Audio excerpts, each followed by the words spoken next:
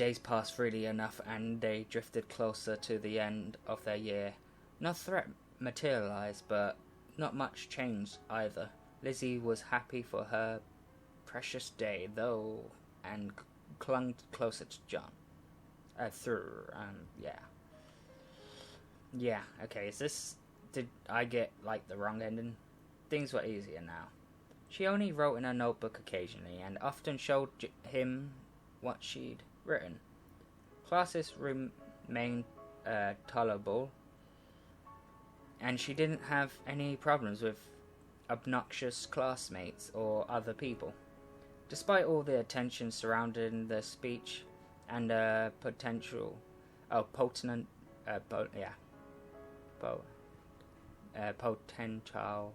overhaul of the FDCA, everything just stalled in committees. Aaron and a few others kept campaigning, but interest overall died down. There had been a little tension surrounding Aaron and his group, with John wanting to be involved more, though Lizzie tried her best to hide her anxieties. He still noticed that she was uncomfortable when they were around others, and so, wonderful person that he was willing to withdraw. So they spent much of their time together, which was bliss. Oh God, how could anyone do that, really? It could work that way forever, couldn't it? John was an introvert anyway, and she could provide everything he might possibly need. That would be ideal, but Lizzie wasn't certain. It was unfortunately impossible for them to be together every second of every day. And despite her best efforts, she was not perfect. Maybe it would be better to develop some kind of secondary defense, but that would mean giving him up to other temporarily and other unacceptable risks. Lizzie pondered everything she's chopped up. Lizzie pondered everything as she chopped up the vegetables for the day's meal, enjoying the knife work while she thought. John was casually reading on the couch and smiled when he felt her gaze. This was bliss. Okay, that scared me. Unfortunately, a moment later, someone pounded on the door. Yo, I won't interrupt you, lovebirds, but you want to turn on the news. If he said that, it must be something significant.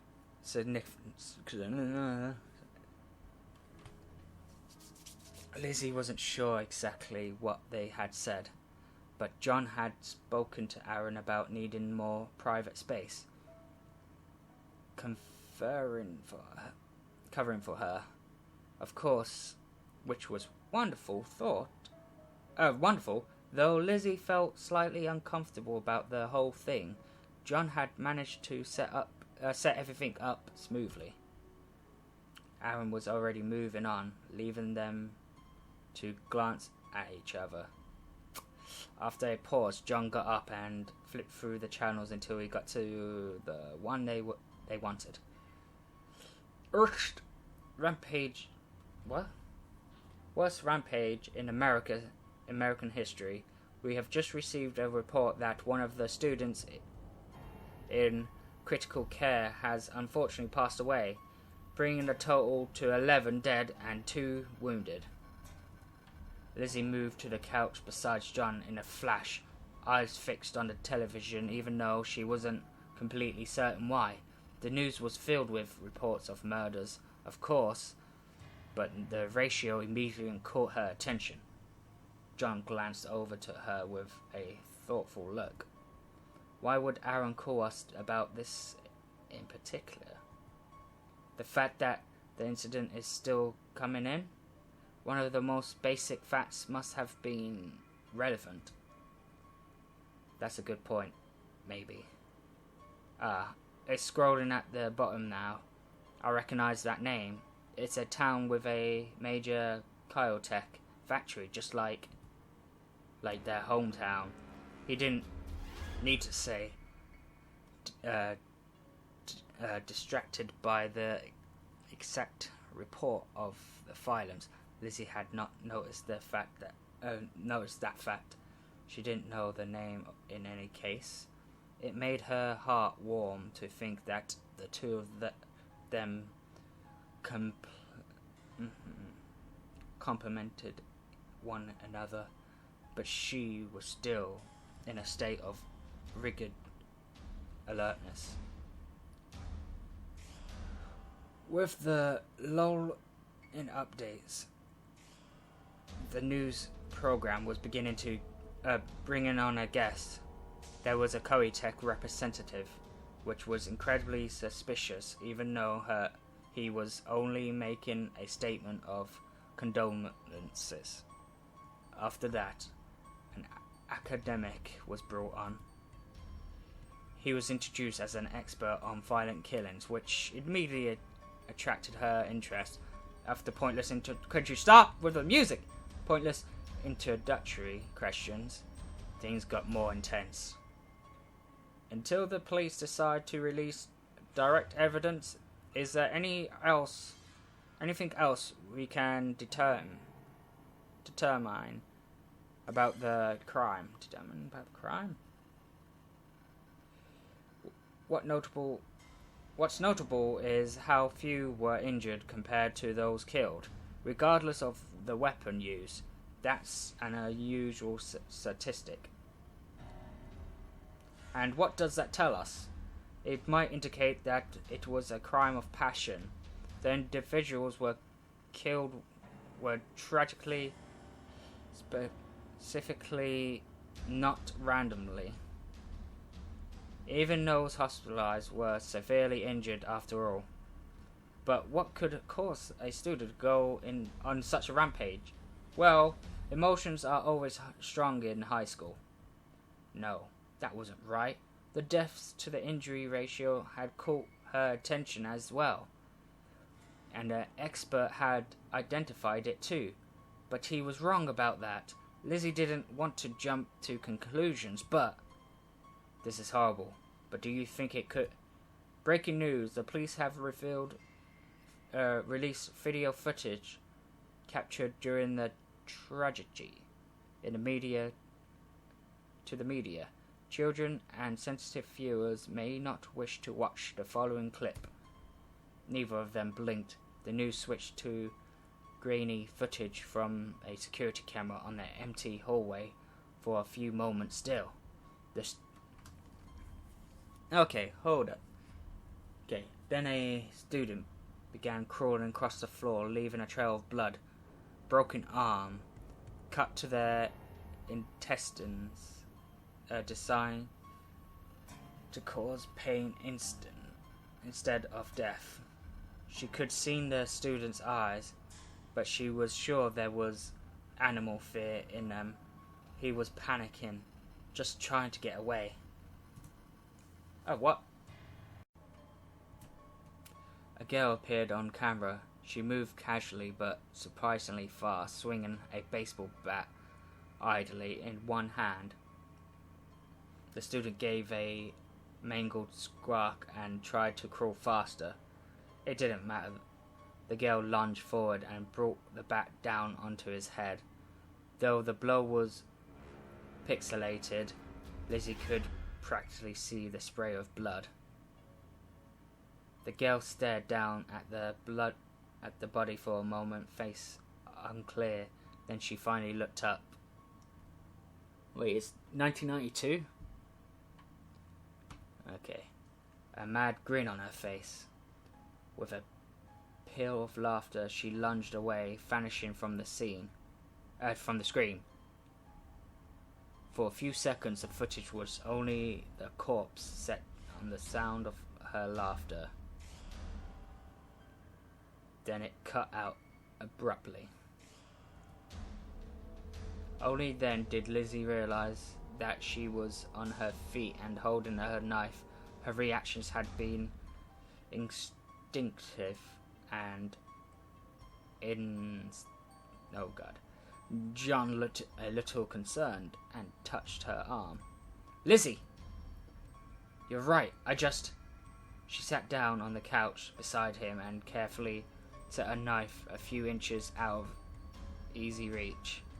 Normally she might be ashamed of herself, but her heart was still beating too rapidly. Lizzie did her best to focus on the broadcast. Remind everyone that the suspect was killed by police at the entrance to the school. Her identity and the identities of the victims are still being withheld for the sake of the families. But if anyone had information concerning... John turned the volume to a low buzz, then looked towards her. His eyes were hard and serious in a way that normally excited her, but given the circumstance, she was too tense. I know it's early to jump to conclusions, but she was like me, yes. The words felt strange in her mouth. This random girl couldn't possibly be like her, not anymore. That other girl in their hometown, she didn't know of another ways to say it, though, and she trusted John would understand. Oh no, God. Not like you, but the way she moved, you don't think that was natural, do you? No, she used more strength than a normal girl when she swung her bat, and she was almost as fast as me. In the movements they'd seen during the video, at least, which might not reflect her full speed, Lizzie again had the strong urge to eliminate the girl, despite the fact that she was already dead and couldn't possibly harm John. Miss Smythe, whatever, said there was nothing sinister about it, just experiments gone wrong. But for this to happen, here's too. Remember the meeting? Kyotech prefers to rush through testings with multiple experiments. Oh, good memory. I hadn't realized you were listening that closely. Lizzie smiled at him, a little of the tension draining from her. Yes, she was still here besides her, John. There was no threat. She needed to quiet her mind's instincts. That didn't mean that they were safe, though. There could be much broader threats due to the changes that would happen. She was certain she knew much of the information that would come out about the incident, but after that, it looked like John's thoughts had gone in a similar direction, judging from his frown. Do you think this will be the end for Kyotech? Will this be what they need to bring reform? To her surprise, John leaned against her and breathed a painful sigh, with emotions running high. She hadn't realized how unhappy he looked. No doubt he was thinking of many unpleasant events. I don't know. Maybe it will bring down Kyotech, maybe it will just make things worse. We don't know. Oh, John. She held him closer and stroked his hair gently. Fortunately, he did seem to lighten slightly under her. They sat there together for a while, watching as the news continued. Meaningful information was coming slower now, but that didn't stop the broadcast from trying to stretch things. And such news information did come out occasionally. She felt like she needed to keep watching. As she calmed down, Lizzie was about to admit that any real threat would likely be slower and social. Her calm also let her notice John's mood more precisely. The news was hitting him hard. He was always more prone to sadness, and no doubt his thoughts were drifting in a very unpleasant direction. Lizzie pulled him closer to her, wrapped her arms around his head, holding him close. "You don't have to worry, John. I'll protect you. We can get through whatever happens together." "I know, you're right, but it feels easier to believe that here with you." "Was that a fake-ass smile you just gave?" He relaxed against her, and Lizzie's heart sank. There might be some shadows in his own mind that he needed to deal with, but every moment she could hold him up was a glorious one. She kept holding him, toying with his hair gently. They stayed together for a while longer, but it seemed like the broadcast had even less new information now. Despite all their emotions, Lizzie found herself strangely blank. She wasn't sure if she wanted to forget this had happened or take precautions. Unfortunately, it seems that John was similarly uncertain, glancing to her just then. "So, what do you want to do now?"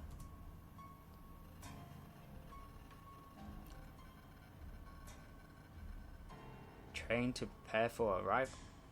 "Forget about it." "Oh, am I... Just for more information? When in doubt, middle it out." "Train to prepare for arrival." Well, you know what? I think I end it off here. Let me just save. Are you sure? Yes. Well, I've been your main man, Aaron Paradise. Thank you for watching. Please like, subscribe, comment and share all that fancy stuff, and I shall see you in the next episode of Crimson Grey, Dusk and Dawn. Thank you.